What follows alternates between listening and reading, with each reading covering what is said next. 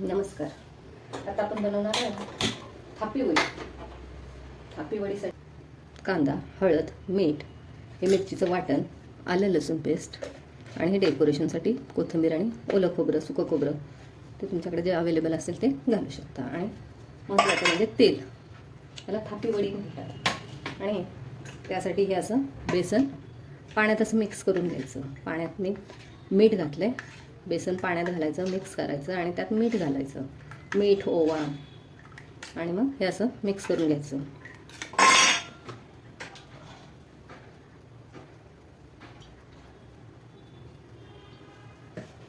तेल साधारण कांदा भिजेल एवढं टाकायचं.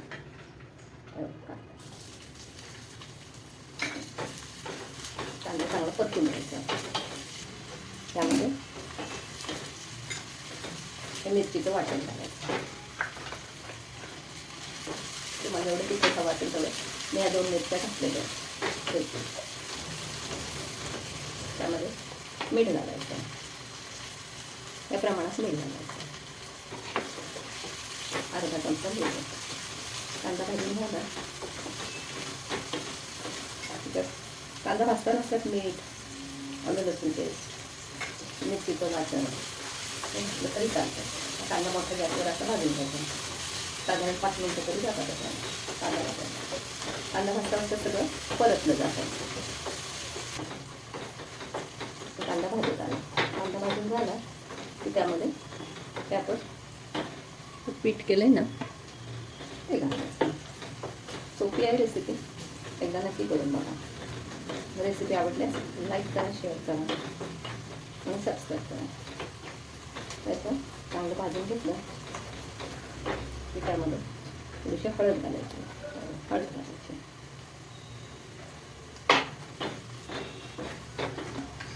ते आपण वाटलेलं आहे असं हटवून घ्यायचं.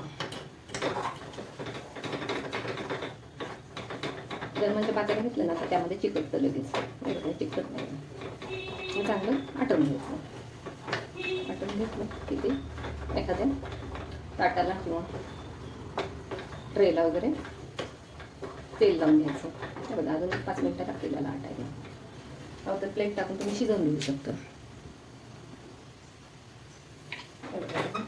चांगला आटायला आपल्याला. त्यामध्ये नंतर थोडीशी कोथिंबीर घालून घ्यायची. आणि नंतर शक्यतो ही चिकटते म्हणून हाच प्रॉब्लेम असतो की खाली चिकटतं, पण ह्याच्यात केल्यानं चिकटत नाही. आता जर पातळ वाटत असेल ना तुम्हाला तर त्यामध्ये थोडंसं कोरडं पीठ घालायचं. तुम्ही आता जर थोडंसं कोरडं पीठ घातलं ना ते जर पातळ वाटत. हे बघा असा गोळा, हे बघा चिकटतं. असं चिकटलं तरी ते नंतर निघतं असं. आणि हे जरा थंड व्हायला ठेवायचं. हे बघा गोळा कसं तयार झाला. गोळा तयार झाला. ते असंच खाल्लं तरी चालतं कोरड्या पिठल्यासारखं, किंवा शक्यतो मुलांना वेगळं आवडतं म्हणून थापी वडी करायची. चांगलं शिजून असा गोळा तयार करून घ्यायचा. आणि जरा थंड झाला की तो एखाद्या ताटावर, तेल लावलेल्या ताटावर टाकायचा आणि मग त्याच्या वड्या काढायच्या. मी जरा थंड व्हायला ठेवते. ही अशी वडी थापून घ्यायची. आता जर बऱ्यापैकी थंड झाली ते, तुम्हाला जेवढी जाड पातळ हवी असेल तेवढी तुम्ही थापून घ्या आणि मग त्याच्या वड्या पाडायच्या. खूप छान लागते एकदम. एकदा नक्की करून बघा. त्याच्यावर वरून कोथिंबीर घालायची, खोबरं घालायचं. अशी थापून घ्यायची आणि त्याच्या वड्या पाडायच्या. त्या वड्या सुद्धा लगेच पडतात. थंड झाल्यावर पडतात, गरम असताना पडतात. त्यामुळे काय गडबड केली नाही तरी चालतं याची. एकदा नक्की करून बघा. आवडल्यास लाईक करा, शेअर करा, सबस्क्राईब करा. गरमागरम थापी वडी तयार.